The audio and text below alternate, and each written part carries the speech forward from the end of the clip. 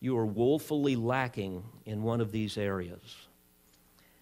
All of us have something to learn here from this passage, not only about the future, and certainly that is the primary intention of the text, but also about how to honor Christ in our lives. Now, before we examine this text, let's be reminded afresh of who these men are. You will recall back in Revelation chapter 7, in the first 8 verses, we were introduced to them. They are bondservants of God, the text tells us, whom God has sealed on their foreheads. They are from every tribe of the sons of Israel. And then he offers an extensive list of those particular tribes. So these will be a select group of Jewish believers that God will mark out for his own protection and possession. This will be the purpose of the seal that he places upon them. 144,000 converted Jewish evangelists.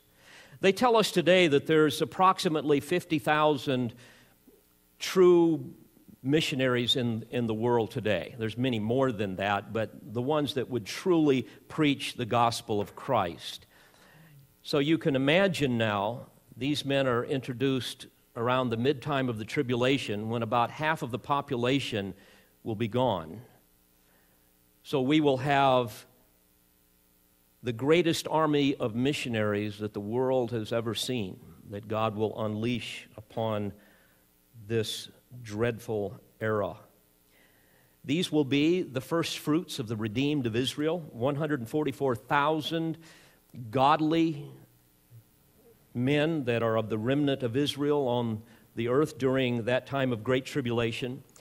And they will begin to fulfill what Israel failed to fulfill, their original role as a witness nation. You will recall that they were the custodians of divine truth, but because of their sin, that was transferred to the Gentile church. The time of the Gentiles, by this time, is about to be over, and we are going to see now these men taking up that role once again.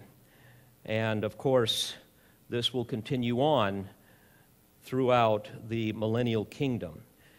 And as we think about that, may I remind you as well that once again we see God's faithfulness to his covenant promises to Israel, to his covenant people. You will recall that back in the first 8 verses of Acts chapter 1, there's the discussion of Israel's national restoration. That was the theme of conversation between Jesus and his disciples just prior to his ascension on the Mount of Olives. And there we learned that after his resurrection, the Lord spent a period of 40 days instructing his disciples regarding the things concerning the kingdom. And we know biblically that at the end of Daniel's 70th week, this time of the tribulation, the Lord will return and establish the earthly phase of that kingdom that will last for 1,000 years. And these 144,000 Israelites will be preserved from the impending plagues that will fall upon an unbelieving world during the second half of the tribulation, so that they can be instruments of saving grace in God's elective purposes for Israel and for even the lost Gentiles that will be left upon the planet during that time. These men were first introduced in chapter 7 during a time of these unimaginable catastrophes that will be occurring on the earth as a result of God's first 6 seal judgments. You will remember that there will be worldwide wars and famine. There will be the ashen horse of death that will bring war and famine and disease and the wild beasts of the earth, and then there will be the earthquakes. Death will be so widespread, the Word tells us that just the earthquakes will kill 1/4 of the earth, and that's 1/4 of those who are still left alive. Inconceivable earthquakes, asteroids we read about that will hit the earth, a time of unimaginable chaos and confusion and death and destruction. And amidst all of that, you have Satan now and the Antichrist and the false prophets seeking to obliterate Christians and Jews. The salt and the light of the world. The church now is gone.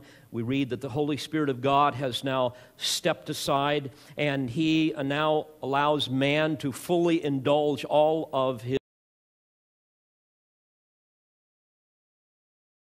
given over to their flesh, to a reprobate mind, a worthless mind, to pursue all of their lusts, and therefore they will experience the consequences of their iniquities.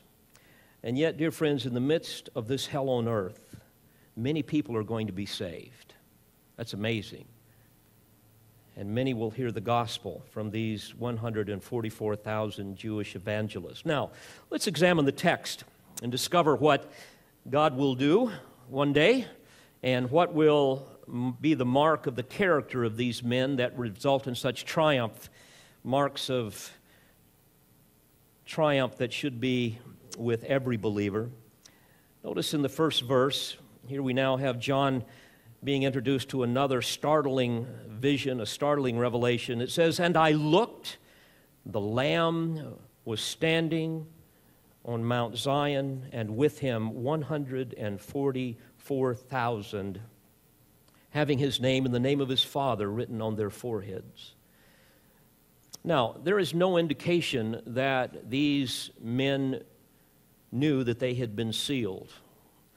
Back in chapter 7, we read of an angel having the seal of the living God, was commissioned to do the sealing to these particular men, who we know were already faithful servants because they were called bondservants. They were already slaves of Christ, so they had already been saved by grace. But there's no evidence that they have, or that they're aware of some visible mark upon their forehead. We don't want to be dogmatic with this, but I don't see that. There's no evidence that they were aware of some angelic visitation where an angel wrote something or tattooed something on their forehead. No evidence that they knew one another. No evidence that they knew that they were somehow special objects of divine protection. Yet we see that they fearlessly and faithfully serve the Lord. They're not strutting around pointing at some tattoo on their forehead and saying, "Ha ha, you can't get me." That's not the attitude here. Their seal, we know, will protect them from the wrath of God during the judgments at the last half of the tribulation, but not from the wrath of Satan, not from the Antichrist. We know that they are part of the woman's seed in chapter 12, verse 17. Some of them, if not all of them, will be martyred for their faith, for refusing to worship the image of the beast. There's no evidence that all of these will be preserved unscathed through the tribulation. In fact, Dr. Thomas says this, and I quote, "Martyrdom is the ultimate goal of Christian faith. The highest place in the future awaits the martyrs." He certainly would not exclude the 144,000 from that number. They're not secured from physical death, as Revelation 13:15 so distinctly indicates. If God allows the beast to dispose of the two witnesses in Revelation 11:7, He certainly will not isolate the 144,000 from terminal harm inflicted by this arch enemy, end quote. The point is this, dear friends. These men will worship and serve the living Christ amidst unprecedented persecution, and they will do that by the power of faith, by the power of the indwelling Spirit of God, like every other saint. So don't think that somehow these men have been endowed with some supernatural, superhuman ability to be faithful in the midst of persecution. We just don't see that here. They are going to worship and serve Christ, not because they are just invincible to His judgments, or because they knew they were in any way special. And I believe this leads us to the first point that I want to make as we look at this text. They must have had, number one, a confident faith. This is the foundation for Christian living.